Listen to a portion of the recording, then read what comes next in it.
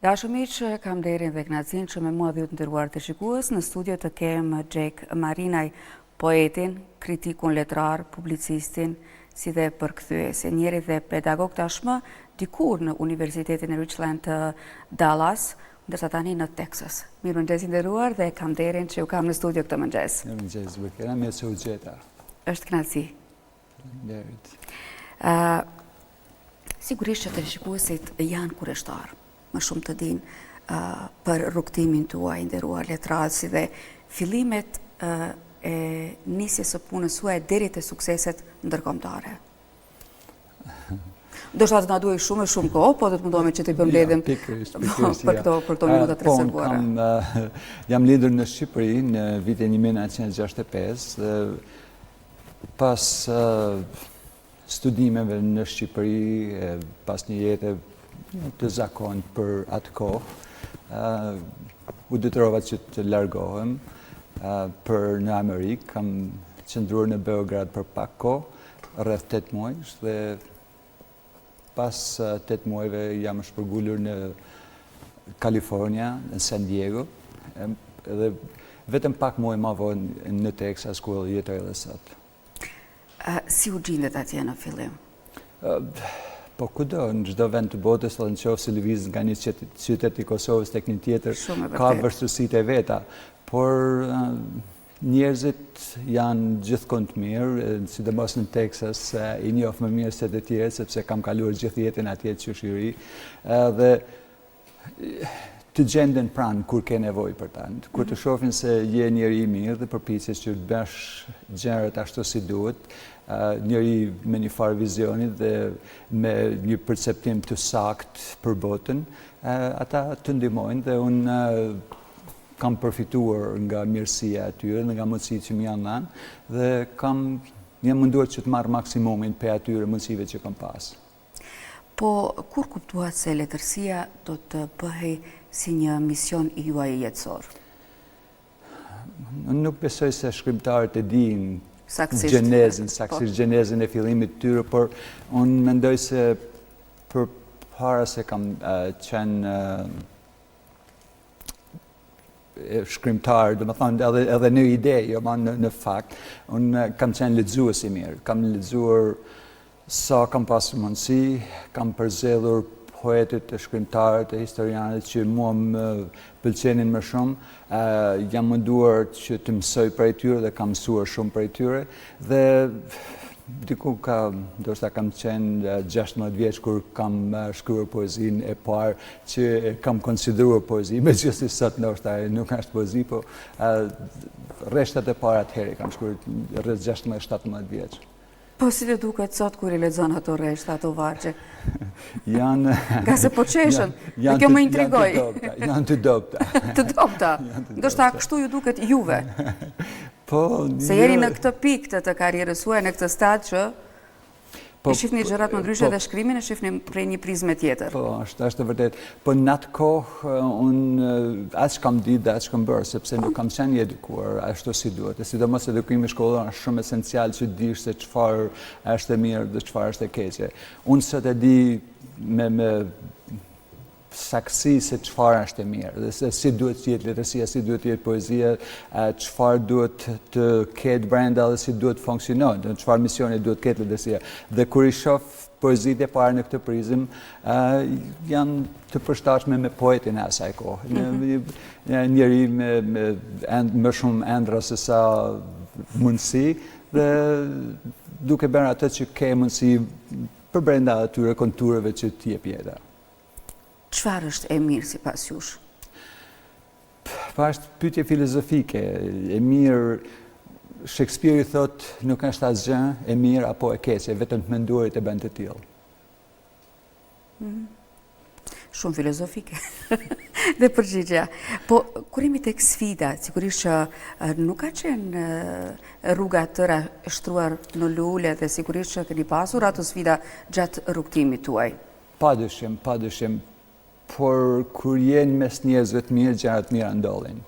Dhe unë jam gjetë gjithmonë për fat, të madh, gjithmonë mes njerëzve të mirë. Në Shqipëri, mes njerëzve të mirë, kur kam kaluar në Serbi, mes njerëzve të mirë, kur kam ikë në Amerikë, mes njerëzve të mirë, dhe tash në ambientet ku punoj mes njerëzve të mirë, dhe sot që jam këtu jam mes njerëzve të mirë. Dhe kur jeta të jep mundësinë që t'jesh midis njerëzve të mirë, gjërat e mira ndodhin.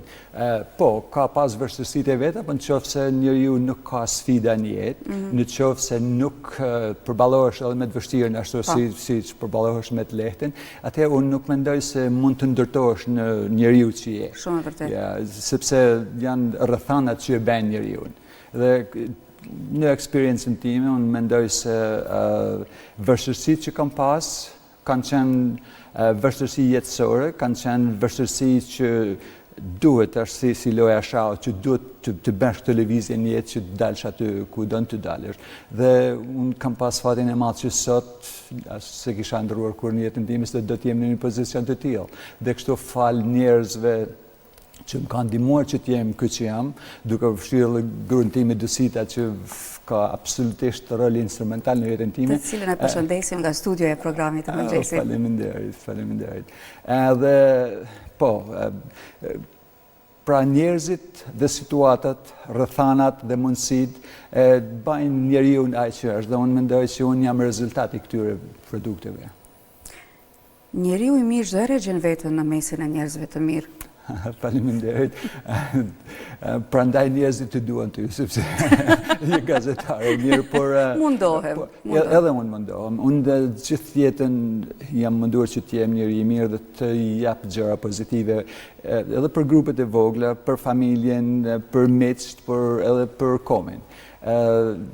Dhe aty ku punoj, domethënë unë gjithmonë mundohem që të jap më të mirën, që kur në fund të ditës kur ndahesh me kolegët ose kur ndahesh me studentët ose kur ndahesh me njerëzit që takon gjatë ditës, të shkosh në shtëpi me ndjenjë të mirë, por në të njëjtën kohë duke ditur se i ke bërë më të mirë që t'i bësh njerëzit të ndjehen mirë. Sepse në fundit ne nuk mund të bëjmë mrekulliere, nuk mund t'ja ndryshojmë jetën njeriut që kemi të bëjmë gjatë ditës, por mund të ndryshojmë momentin, momentet që jemi me ta mund t'i bëjmë që të ndjehen mirë. Kur jemi tek vendlindja dhe identiteti shqiptar, sa ka ndiku në krijimtarin tuaj? Po në fillim po, sepse çdo gjë që kam ditë është ka ardhur nga Shqipëria dhe nga gjuha shqipe, nga letërsia shqipe. Si që thash më parë, unë kam studiuar poetët dhe shkrimtarët e historianët e akademik shqiptar, jo vetëm të Shqipërisë, por si kom. Dhe jam munduar që të marr më të mirën dhe duke e parë se çfarë kanë bërë ata dhe si kanë bërë punët ata, duke studiuar eksperiencën e jetës dhe si e kanë reflektuar ata në faqet e librave, unë jam munduar që të bëj të njëjtën gjë, si fillim. Pastaj më vonë, pavarësisht se nga ana teknike është bukur që të thuash gjithmonë jetoj në Shqipërinë, kështu, në fakt nuk është të vërtetë. Jeta të shkput, Shqipërinë e ke në zemër, por më gjatë ditës ke jetën tënde, ke punën tënde, ke studentat tu, ke kolegët e tu, dhe kështu që Shqipëria, kombi janë diçka e brendshme, por nuk janë ato pjesët e mekanike të ditës, sepse në qoftë se mendon gjithmonë mbrapa nuk mund të ecësh përpara. Çdo herë them, nuk duhet të harru të kaluarën, por nuk duhet jetu në të kaluarën. Pikërisht, ja, sepse në qoftë se gjithmonë shef pas, nuk i merr kohë të ardhmes, sepse ne një tru kemi, një mekanizëm kemi, dhe në qoftë se ne nuk përqendrohemi tek e sotmja dhe të shohim përpara, atëherë do të ishte më vështirë që të arrijmë ato që duam të arrijmë dhe të arrijmë misionet që kemi në jetë. Kështu që unë besoj se po, çdo gjë ka vendin e vet, çdo gjë ka kohën e vet, në të njëjtën kohë njeriu është një element lëvizës brenda kësaj natyre. Dhe e cilët duhet përshtatemi. Patjetër. Po çfarë ju frymëzon gjatë procesit të juaj krijues? Po, unë jam njeri që i shoh gjërat nga ana pozitive. Unë prandaj jam protonist, prandaj kam krijuar dhe teorinë e protonizmit. Po, do të ndalim pak edhe tek protonizmi, nga se për teleshikuesit nuk është dhe shumë e dëgjuar. Po këtu jo, në Amerikë, në botë është, po. Kështu që unë mundohem që të shoh të mirën tek njerëzit, mundohem që të shoh të mirën tek jeta, por ama frymëzimi më vjen nga shumë gjëra. Më vjen duke parë një lule në mëngjes, duke parë një njeri duke ecur në rrugë, duke parë një njeri që vuan, duke parë një vajzë, duke parë një burr që përpiqet që të bëjnë më të bukur në jetë. Nga gjërat e mira është frymëzimi i mirë, por ama në të njëjtin kohë dhe kur shet gjëra që nuk shkojnë ashtu si duhet, je i frymëzuar që të bësh diçka. Dhe si poet, si intelektual, i bën pyetjen vetes, kjo është situata, ky është njeriu, çfarë mund të bëj unë, cili mund të jetë roli im që unë mund të bëj diçka për ta përmirësuar jetën e këtij njeriu ose të këtij grupi ose këtij populli. Dhe brenda mundësive që ke zgjidh më të mirë, unë mundohem të zgjidh më të mirë dhe këto janë gjërat që më frymëzojnë. Dhe nga biseda për kuptoj që ju çdo herë jeni në kërkim gjithmonë edhe të bukurës, të mirës. Po, bukuria është diçka estetike, me fjalë është estetika e gjërave, kurse e vërteta është diçka tjetër. Mund të jenë së bashku, estetika, pra bukuria dhe faktet e jetës mund të jenë të njëjta, por kanë në thellësi, në perceptim, kanë të ndryshmet e veta. Dhe këto të ndryshme, në qoftë se i studiojmë, në qoftë se i analizojmë ato dhe përpiqemi që të futemi brenda këtyre hallkave dhe të bëjmë ndryshimet që duhet të bëjmë, atëherë e kemi pak më të lehtë. Por ama e bukur mbetet e bukur, e mira mbetet e mirë. Njëra është etike, tjetra është estetike. Mendoj që i takojnë të njëjtës familje.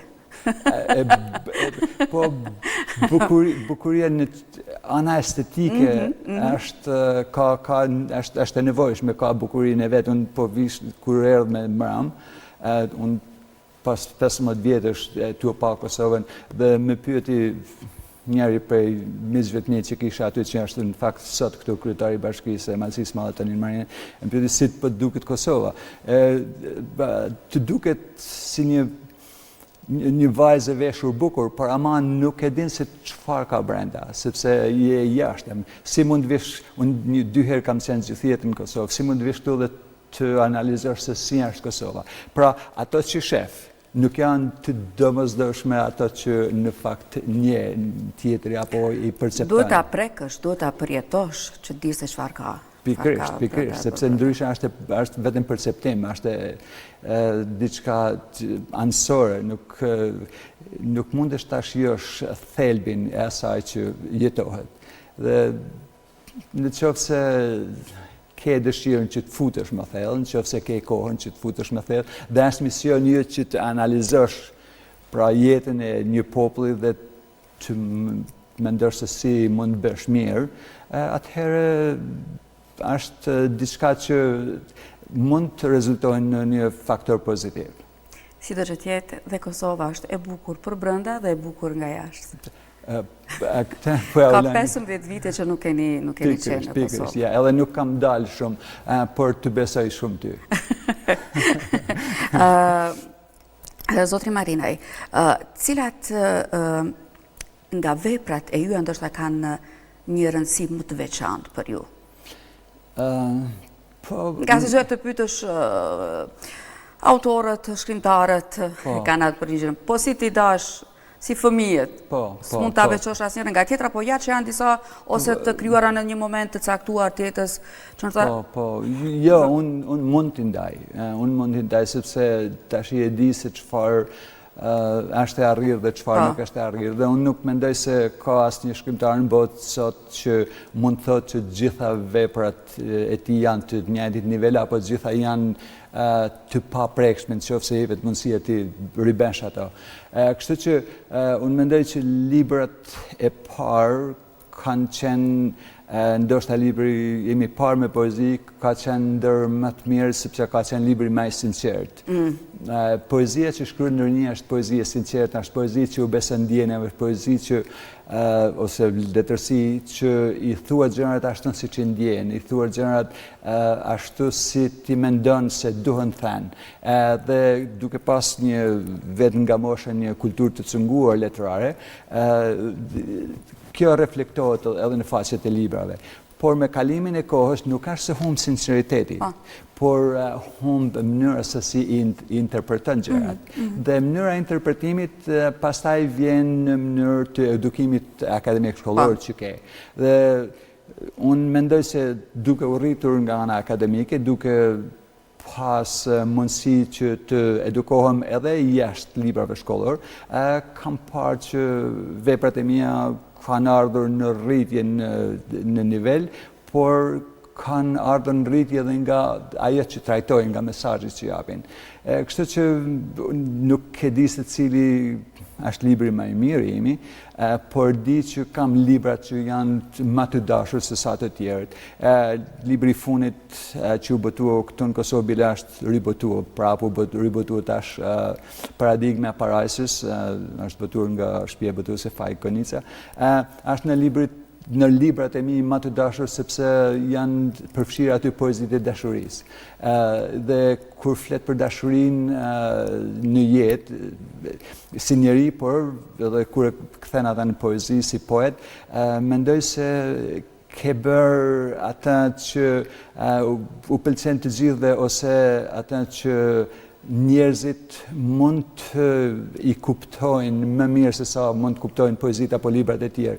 Kurse nga ana filozofike, libri Protenizmi nga teoria në praktik ka qenë fillimet e para, dhe jem duke punuar tash në një roman që besoj që do dalin shpejt, dhe kështu ja. Këto janë, por jo, unë jam në gjendje që të di se cili është libri më i mirë dhe cili është i zakonshëm dhe cili më i dobët. Zotëri Marina, po vazhdon që të ketë ndikim të fuqishëm në shoqërinë moderne dhe më tej poezia? Po njerëzit mendojnë bile kudo që shkojnë në universitete, në përbot, njerëzit thonë poezia po vdes, si mund ta mbajmë gjallë atë. Nuk është as pak e vërtet, poezia jeton shumë e fuqishme. Bile, unë nuk mendoj se ne duhet të përpiqemi që ta mbrojmë poezinë, sepse është poezia ajo që na mbron ne. Në gjithë botën, qysh me Gilgameshin, poezia ka filluar që të diskutohet, a do jetoj apo s'do jetoj, por gjithmonë e ka rigjetur veten, sepse poezia është si ajër për njerëzimin dhe ajo na paraprin. Pra në qoftë se ne jemi në gjendje që të shkruajmë, në qoftë se jemi në gjendje që të mendojmë, që të edukohemi, kjo do të thotë që ne përpara kemi marrë poezi brenda vetes në mushkëritë tona, të paktën intelektuale dhe në procesin kognitiv. Kështu që, ja, unë mendoj se poezia do të jetojnë, poezia ecën fuqishëm, por nuk është atë që i përket gjithkujt. Dhe ne këta duhet ta kuptojmë. Dhe poezia shpeshherë vjen në forma të ndryshme, nuk vjen vetëm në rim dhe me 4 rreshta ose në strukturën bashkohore që njerëzit i bajnë në mënyrën e vet. Poezia është shumë më e thellë, por duhet të dish ta gjesh, duhet ta dish ku ta kërkosh. Dhe po të dish ku ta kërkosh dhe po ta gjesh, mas ne e identifikon ato si poezi dhe e shef se është në funksion të plot. Keni marrë një sër vlerësimesh ndërkombëtare dhe çfarë përfaqësojnë këto për ju? Po, unë kam qenë me shumë fat që njerëzit në përbote kanë preferuar letërsinë time që kam bërë, qoftë filozofike, qoftë non-fiction me fjalë jo fiktive, qoftë poezinë, por vlerësimet janë si pasyra për gratë, megjithëse e din se ndjehet mirë para se dalin ka qef që t'ja hedhin edhe një sy pasyrës, vetëm për të siguruar. Dhe në këtë koncept unë mendoj se vlerësimet janë transishme sepse t'i japin besim që t'esësh përpara, por unë kur nuk shkruaj që me qëllimin që do të marrë një çmim apo do të marrë një vlerësim, kur, asnjëherë. Këto vinë nga punat që bën. Unë kur një vlerësim vjen, kur marrë një çmim, ne shijoj për atë ditë dhe të nesërmen ulem me shumë modesti në punën që kam të bëjnë, sepse në qoftë se fillon që të përqendrohesh në çmimet që merr, vlerësimet që merr, pastaj këto ndikojnë negativisht në punën që duhet bësh, në objektivat që ke. Marr një çmim, pranoj, vlerësoj, falenderoj ata që ma japin, ata që kanë vlerësuar letërsinë time dhe futën punë që të bëj punë që të tregoj se kam merituar atë ose ndoshta çmimet e tjera që do marr. Po, cili ishte ndoshta ai më emocionuesi më shumë? Cili nga vlerësimet? Po janë shumë, unë kam marrë vetëm tash para pak muajve kam marrë doktoratur e nderit nga një universitet në Kore, Kanyam University, një nga Universiteti Shtetëror i Moldovës. Këto janë gjëra që janë shumë të rralla në botë. Ju lumt. Po, jo, faleminderit. Këto, sepse të vlerësojnë për letërsinë, po të vlerësojnë dhe për punën e misionin akademik që ke. Atëherë janë çmimet, nëse merr çmimet që për shembull që kanë pas $50,000 me to, transishme, nëse paraja është transishme, atëherë Changwon Prize është mund ta cilësoj, ose poeti i botës që ka marrë në Uzbekistan me fjalë. Por ama unë kam çmime të tjera që ndoshta kanë qenë shumë më modeste, si për shembull qytetar nderit i Malësisë Madhe. Ajo për dikën tjetër mund të mos ketë as një të letë në asaj që unë mendoj, por për mua ka pas shumë rëndësi, sepse jam rrit aty dhe të konsiderohesh dhe të vlerësohesh si qytetar nderi në një vend që janë pothuajse të gjithë të nderuar, është diçka rrallë. Kështu që ka çmimet që vijnë me para, por ka çmimet që nuk mund të blehen me para, dhe këto nganjëherë këto janë më të rëndësishme për mua se sa ato që të japin para. Shumë vërtet, zotri Marinaj. Përmendëm më herët protonizmin dhe njëni si themelues i kësaj teorie, po për të rishikuesit, çfarë është dhe cili është mesazhi i tij? Po, tash protonizmi është pjesë e Universitetit Shtetëror të 46 universiteteve në botë, duke përfshirë dhe Universitetin Shtetëror të Maqedonisë, në Kinë, në Kore, në Amerikën Latine, në Amerikë, po që po. Po është një teori që në qoftë se do të them në gjuhën popullore që të kuptojnë të gjithë njerëzit, është që të kërkosh të gjesh arë tek tjetri ose tek letërsia dhe jo të gjesh dheun. Pra, natyrisht që për të shkuar tek ari shpesh duhet që të lëvizësh dheun nga anash, por unë mendoj që protonizmi ka 5 shtylla kryesore, prite, dhe më thënë nga protonizmi etik, etika e tjerë, janë 5 dhe secila ka funksionin e vet etika, ka funksionin e vet. Por ndryshimi që është midis protonizmit dhe teorive të tjera është sepse protonizmi të fton që nëse një vërtet nuk ekziston, do të thënë që i shërben gjithë njerëzimit, atëherë protonisti duhet që ta konstruktojnë këtë, duhet ta ndërtojnë nga fillimi këtë, po jo duke sajuar gjëra kot, por duke gjetë mënyrën që ta gjejnë një të vërtet që u shërben gjithëve. Dhe kjo është pra të kërkosh më të mirën, të kërkosh më të bukurën, të kërkosh atë që lexuesit nuk do t'i humbë të kohë, dhe pasi ta kesh gjetur këtë, të bësh më të mirën me të. Edhe kjo. Si u lindi kjo ide? Po, ideja ka lindur sepse unë kam pas një profesor shumë të dashur, ka pas emrin Ramiz Lika në Shqipëri, dhe ati ju desh që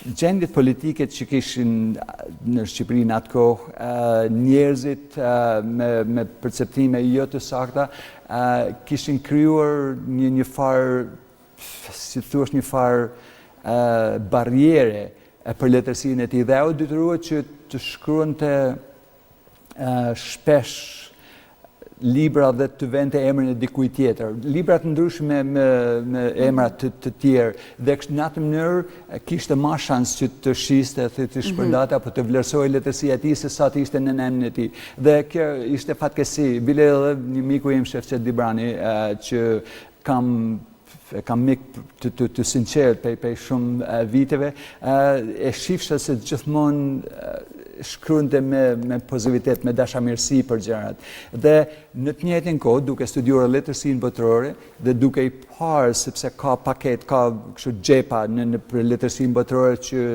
do të ishte mirë që të mbylleshin, unë jam munduar që të gjej një gjuhë të përbashkët ku kritika letrare botërore të ketë si guidë, të ketë si drejtim, në qoftë se ata duhen që të nxjerrin në pagjërat e mira të letërsisë dhe mos humbin kohën e lexuesit me gjëra që nuk janë perfekte. Po sa është përqafuar platonizmi nga studiuesit si dhe kritikët ndërkombëtar? Po, kam fituar çmime për të, si njëra, si thash, prej doktoratura, bile është përqendruar në këtë nga honorary PhD, mi fjalë doktoratura e nderit që kam marrë, edhe po pritet shumë mirë, po përkthehet në shumë gjuhë leksione, sepse janë 12 leksione, nuk janë të disponueshme për publikun, sepse ndryshe universitetet nuk do të kishin nxënësit të interesuar në teori, por është duke u pritur shumë mirë, është duke u rritur nga dita në ditë, kur filloi kudo që ka pas konflikte në botë, mua më kanë ftuar që të ta paktën të jap mundësinë që ta botojnë hyrjen e protonizmit, leksionin e parë që është i lejueshëm që të jetë, është përkthyer dhe botuar mbi 32 gjuhë të botës. Bile një ditë do t'i mbledhi që të jenë bashkë në një libër, dhe unë mendoj se ka kaluar çdo pritshmëri.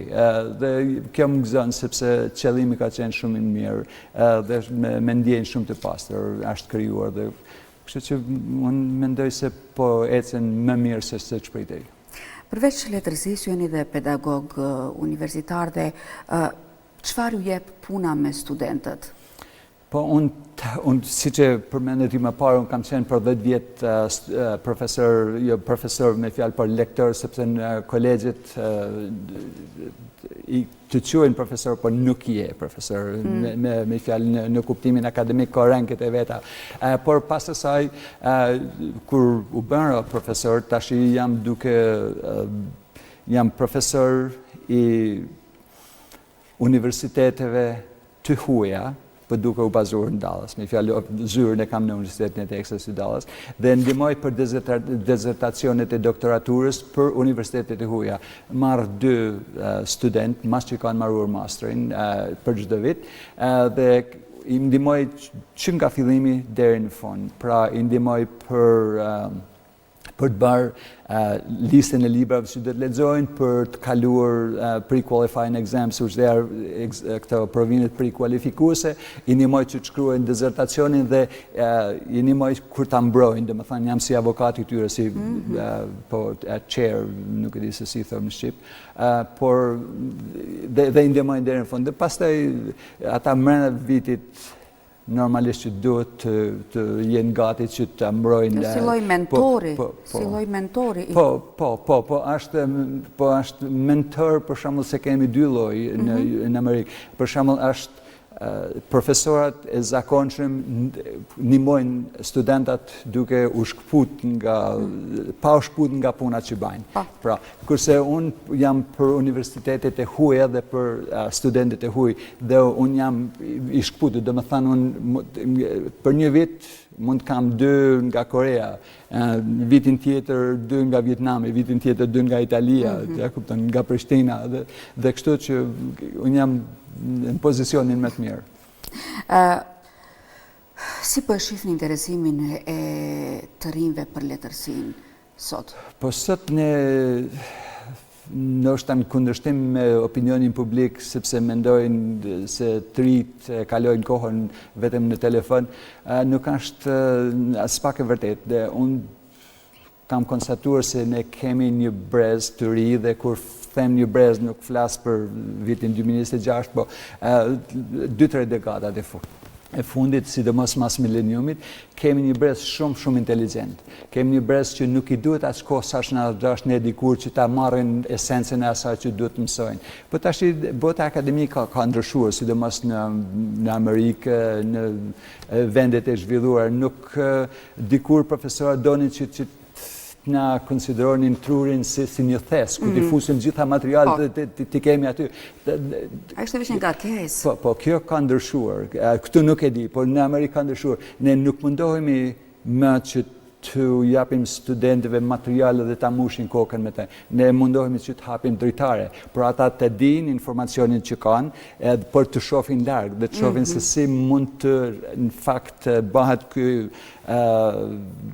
mësim që merë, këto leksione që merë, diturit që merë nga çdo subjekt, dhe si mund të ta shtysh ata, si mund ta shish ata më larg, si mund ta çosh me te. Sepse nuk